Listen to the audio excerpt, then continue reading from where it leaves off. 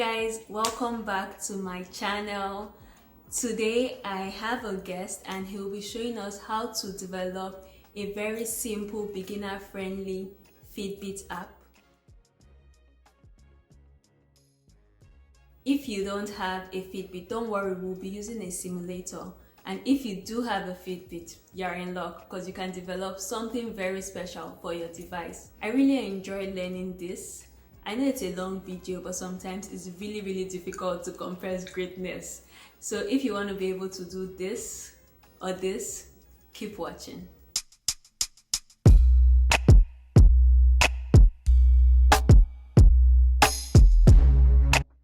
Okay guys, so today we have a very special guest, software engineer extraordinaire. Come, bros. Do you want to introduce yourself? Oh yeah, sure. My name is Beloved. I'm a software engineer at Intel. I'm a cloud software engineer. Let me say that. So my expertise is basically in hybrid, cloud, and edge. But other times as a software engineer, I try to do other things. So recently I got the Fitbit and I started writing applications for Fitbit. Today we're going to show you how to start writing or how to write your first clock-based application for Fitbit. Okay, so which language will we be using today, or will you be using? Yes, so we're going to use majorly web, JavaScript, HTML, CSS. That's what the Fitbit development environment actually needs. So to develop Fitbit applications, you need first to have like a developer's account on Fitbit.com. Okay. I'm going to show you where to create that, but you can just easily figure out how to create it, right? Then to do that, you also need to install like the Fitbit OS simulator. So for those of you who do not have the devices, you can actually use the simulator to just check out what your application is going to look like when you try to run it, okay. Right? We also use like the web-based Fitbit code development environment. So I'm going to start by sharing my screen. You just basically have to go to dev.fitbit.com. It takes you to this page where you can see all the fancy stuff you can actually do on Fitbit. So there's no limit to what you can do on Fitbit. I just wanted to show you like something I created just before this. So this is one of my watch face applications. Graphical user interface shows the basic stuff, and you can get into like making it more advanced, like adding your heartbeat, heart rate, and all that. Okay. So let's get to it. You click on the Fitbit Studio, and what I basically do is just click on a new project. And because it's the IT show, we are going to create. Well, it's my sweet space now. Wow. Oh, so it's my sweet space. You see, I need to update myself. So yeah, so I created a project, my sweet space, right? And one thing I like to do is I like to start with boilerplate, because I do not necessarily believe that I have to start like an empty project and just kill myself to create something, right? We all know we want to create a digital clock that does this and this, and we need necessary APIs, different packages. So just using a simple template helps me get halfway through what I need to do. Yeah, so it minimizes the amount of code I need to write, so to say, right? So I just click on digital clock. So I'll go on and just click the create button. This is the Fitbit Studio. On the left here, you can see the structure. You have something close to like a model view controller structure. You have here the index.js class. This class is already built. I'm going to walk you through what it all means. So you also have the common page, right? Most times when you want to create maybe something that, if a utility function that helps you reduce paddings, maybe of zeros, that helps you do maybe approximations. I usually just like to make this simple and just write very simple methods that help me throughout the application lifecycle. And here you have like the resources. This resources holds all your assets. So if you have like images you want to add, you can actually add them to the resources page, right? Just for neatness. Be structured, add your images to the resources page. So let's get straight into it. So we have the index.gui. You have the widget, the GUI, which just shows you like the default widgets that are imported. I skipped one, which is the CSS. It styles the CSS. This helps you style your page. So if you want to create something really nice and beautiful, you want to use specific fonts or colors, you can actually use the CSS page to do that. And one of the most important part of this project is actually knowing the different configurations. So you can see here that the type of project we're working on is a clock face, right? Okay. And you can definitely select different apps if you are interested in creating something different than this. And here I have selected the different types of build targets.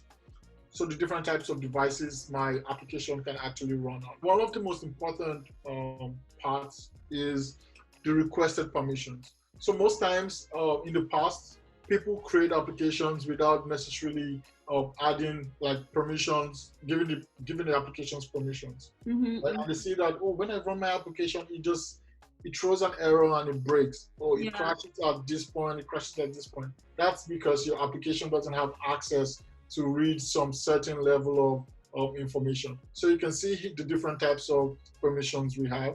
You have the activity permission, which we would be using today. And Fitbit actually has like different locales. So you can target different languages basically. So for today, we are going to be using the activity permission. So I'm just going to check that. So here we have several imports, right?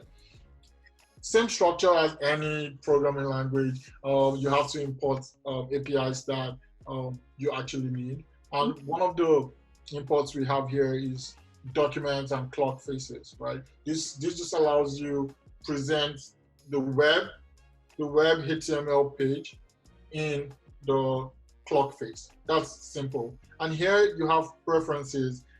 Preferences comes by default because you have access to the user settings. And basically what you can do here is actually just check for the clock display, check if it's a 24-hour format, check if it's a 12-hour format.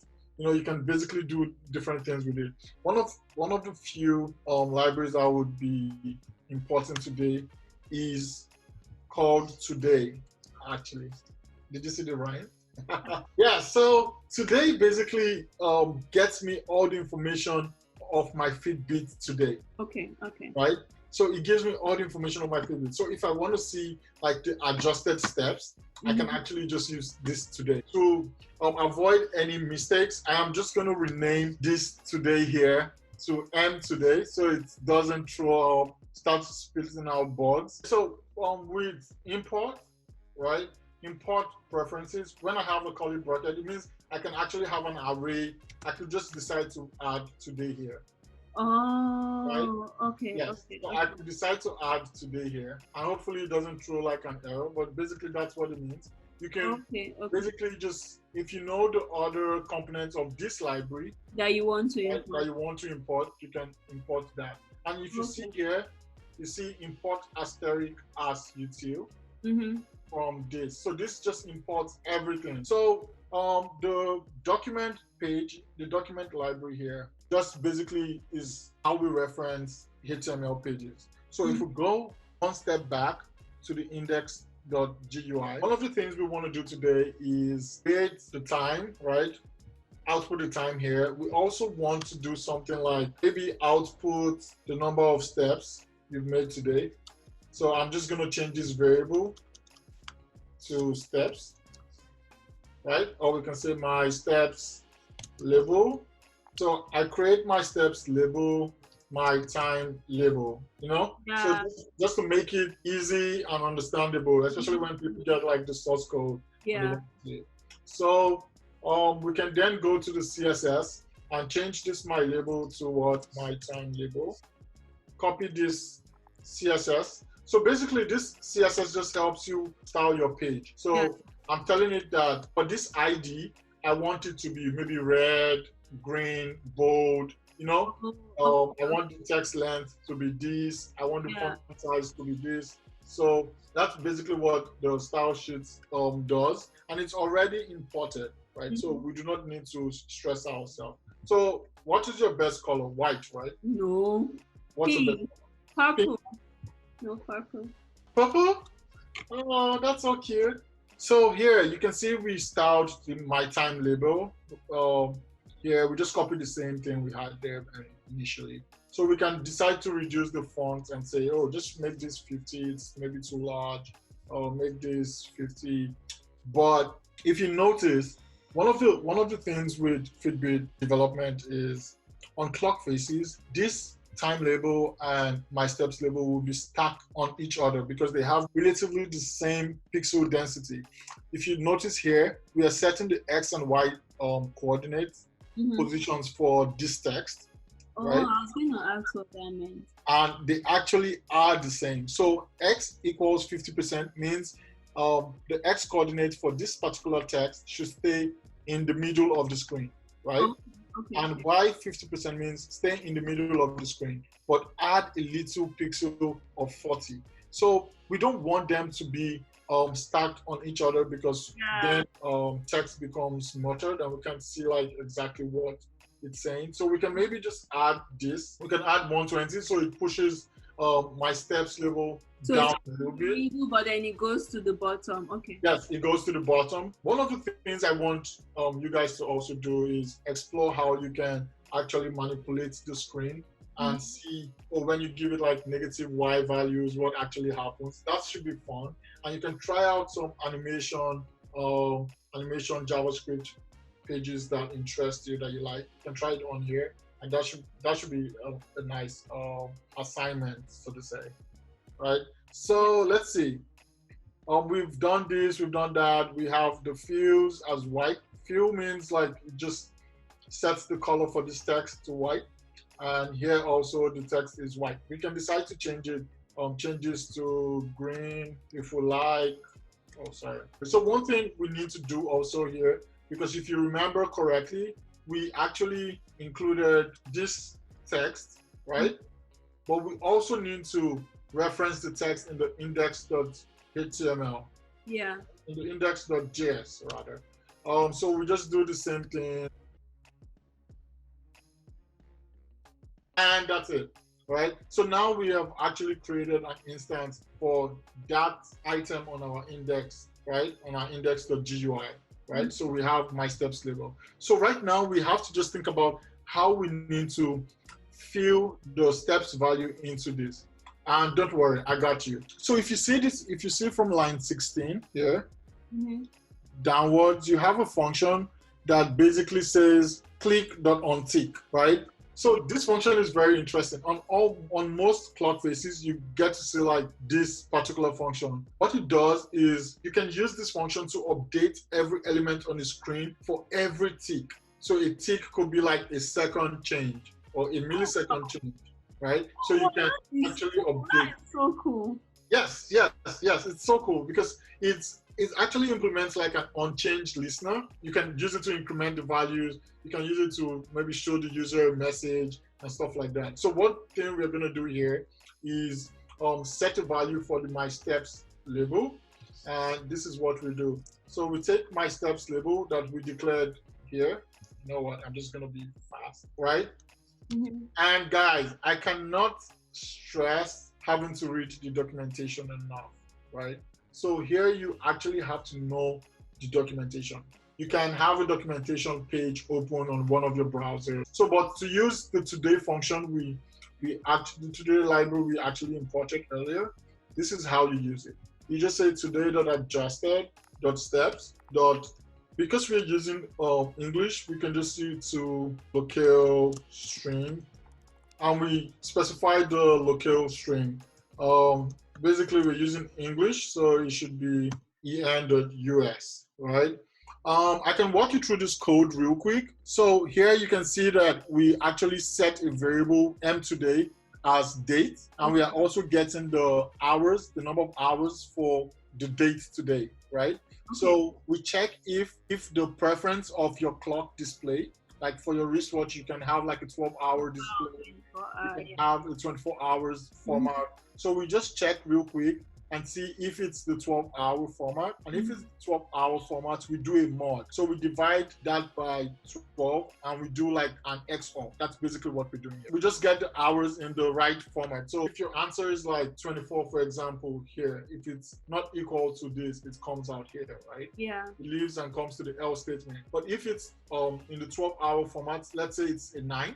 So if you do a 12 mod, a 9 mod 12, you would get like the remainder, right? And it just output that remainder in hours. And one thing we do, we use the util to just reduce the number of zero paddings we have. You can even do something fancy here. You can create a new text and say, oh, you know what? I don't just want to show the hours and the time. I also want to append the AM, the PM. So if it's greater than 12, it's PM. If it's less than, you can create a logic here and do something like that, right? So one thing I'll do here, we're done with this code. I'm just going to try to build and see if we have any errors, and we try to solve them. Oh, okay. Build is complete. There were no errors whatsoever. So we move to testing. Everybody loves that part, testing. Yep, the fun part.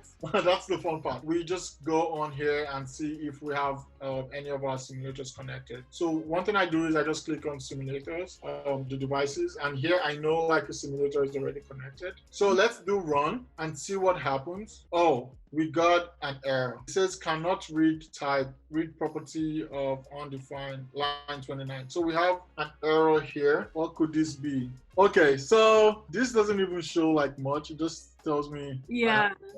So one thing we can do is come here, you're a software engineer, and just do today.adjusted